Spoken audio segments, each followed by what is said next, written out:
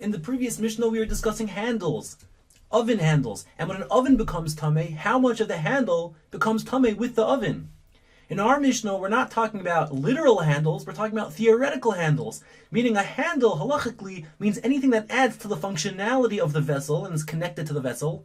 We'll consider it a yad, a handle. And if the oven becomes tamei, all the yadais, all the handles, theoretical handles, anything that's connected to it that adds to the functionality will also become tamei. So that's this Mishnah. We're discussing what is a theoretical handle.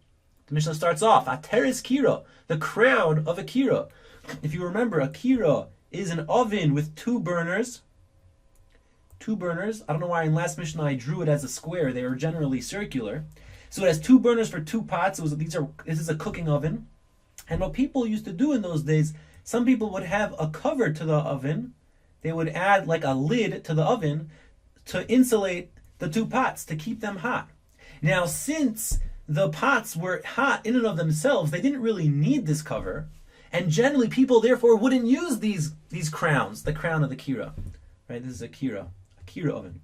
So since generally people didn't use it, we don't consider it as adding to the functionality. And therefore it's not a theoretical yad. And if the oven becomes tamei, the ateres kira, the crown, does not become tamei. And interestingly, the crown can't become tamei in and of itself, as a vessel of itself, because it's a cover to an oven. And we learned in Perek Beis that covers are not valid receptacles, because they're not made to hold things, they're made to cover. So it can't become tamei in and of itself, and it doesn't become tamei with the kira because we don't consider it being a yad, because it doesn't add to the functionality. Therefore, the ateres kira will always be tahor. So the Mishnah rules ateres kira, the crown of a kira, is tahira. Now that's case number one. We're going to have three cases. Case number two is tira sataner. What does tira mean? It's a hard word, but there's actually a pasuk in Chumash that says the word tira sataner. So let's learn some Chumash first. Eile heim b'nei Yisrael. These are the b'nei Yishmael. These are the children of Yishmael. The Eile shemaisem, and these are their names. B'chatzreihem, in their open cities, in their unwalled cities. Uv'tiroisam, and by their strongholds, by their fortresses. Uv'tiroisam. In our Mishnah, we're talking about fortresses. That's the same shirish. Tiras hataner, the fortress of an oven. So what's a fortress of an oven? We're talking about a taner, which is a baker's oven. So it got narrow at the top so that the heat gathers up, so it gets really extremely hot. And what they would build on the side of the taner, they would build a little basket. Here are the walls of the basket. So that when they finished baking the loaves of bread in the taner, they would have the loaves of bread on the walls. They would stick on the wall. And when they were finishing, when these lafas, pitas were finished, they would take the pita off the wall and they would store it in this little basket over here. So this is the tira sataner. This is the fortress of the oven. Like imagine a little theoretical person standing over here, and he's looking at this what looks like a tower here. The taner has the shape of a tower, and here's like the fortress of the tower. That's why they called it a fortress, but it was really just a basket to hold breads. So the question is, does this basket, when does it become tamei? How tall does it need to be functional?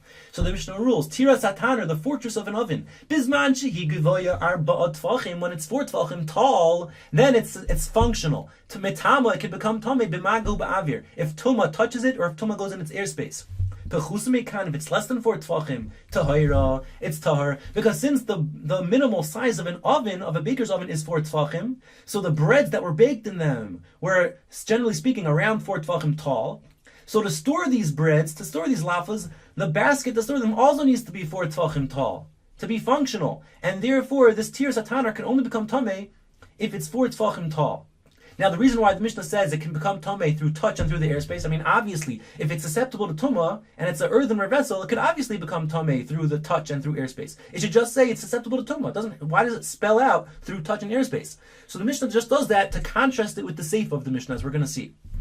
So the Mishnah, and now the Mishnah says like this: Im chibraloi, if you connect the fortress to the oven, meaning what they would do sometimes is they would connect this fortress through through cement. They would cement it on, and then they would place stones under it to keep it in midair. So the Mishnah says, Im chibraloi, if you connect it to the oven, afilu al shalosh avanim, even if it's on 3 stones, meaning you put stones under it, so it's a weak connection, because if you took out those stones, if those stones rolled out, then the tira, the fortress, would sort of crack off, because it's connected to it, but it's also being supported by these stones. And if you took off the stones, it would crack off, so it's a weak connection. Nevertheless, the Mishnah says if it's connected through it, even weakly, timeya. It's susceptible to tuma as a yad.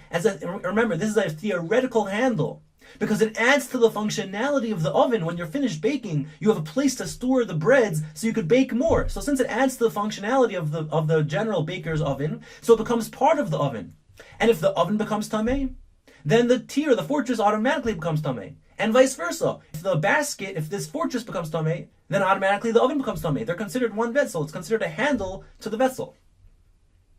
Now the Mishnah talks about another case, the third and last case, and these items are not considered a handle. Beis hapach, a pocket for oil, for a jug of oil, the house of oil. Ubeis hatvolin, and the house of the spices. Ubeis haner, and the house for candles, shabakira, in akira. So what they would do sometimes, they would build on akira, they would build pockets that were built on, that were cemented on, and they would put in these pockets spices and a candle so you could see, for oil. And the question is if one of the pockets become tamei, does that make the oven tamei? And if the oven becomes tamei, does that make the pockets tamei?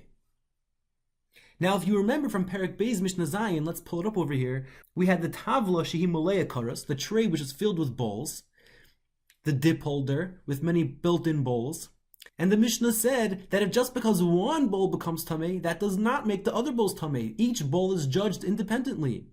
And so too, indeed, in our Mishnah, at the end of our Mishnah, Rabbi Shmuel, actually the Bartanura changes this to Rabbi Shimon, he says it's tahar. Each one is judged individually, just like in that Mishnah. However, Rabbi Meir in our Mishnah, he argues, and he says that there is a decree midrabanan in our Mishnah called Kol HaMechuber Loi Harehu Kamoso.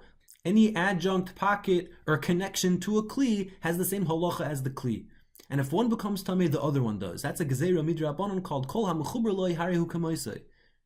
Now, it's true that we don't make that gezerah in Perek Beis by the tray with bowls. That's because in that Mishnah, each bowl has a completely separate function. Each one is to hold a separate dip, the onion dip, the eggplant dip, and since each one has a completely separate function, so they're judged independently, and we don't make the decree, Kol HaMechuber Loi Harehu Kamoso. However, in our Mishnah, the pockets and the oven are both servicing the same item, the food. It's to cook the food, or to spice the food, or to see the food. And since they're all servicing the food, the Rabbanon said they made a gezerah called Kol HaMechuber Loi Harehu Kamoso. Now, in order for everyone to remember that the pocket is only considered connected to the oven midrabanan, and people shouldn't burn food, truma food, that's only became tamei midrabanan, so we made an oddity in the decree to remind us that as a heker, and we said that if sheretz dips into the avir, into the airspace, then the pockets don't become tamei. And only if the sheretz touches the oven, only then do the pockets become tamei. And that's an odd idea, and that way everyone will remember it's only a connection midrabanan. So let's read it inside. Beis hapach, the house of oil, ubeis hatvolin, and the house of spices, the pockets for oil and spices, ubeis haner, and the pocket for a candle, shebakiro, on the side of a kiro, mitamin bimaga, they're considered connected to the oven if the oven becomes tamei through maga. If a sheretz touches the oven, the pockets become tamei. Ve'enon mitamin ba'avir, but they don't become tamei if the oven became tamei through its airspace, meaning if a sheretz dipped into the airspace, the pockets remain tar. And that's the oddity, so people will remember that it's only a gezerah. Divrei Rabbi Meir, these are the words of Rabbi Meir, that holds that the pockets are considered connected to the kira midrabanan because they're both assisting the same item, the food. And then at the end of the Mishnah, Rabbi Shmuel, which is really Rabbi Shimon Mitahir, he holds that the pockets are completely tar, because they're not considered connected at all. He doesn't make this gezerah midrabanan, and he holds that each one only becomes tamei individually. Now it's your turn to read the Mishnah.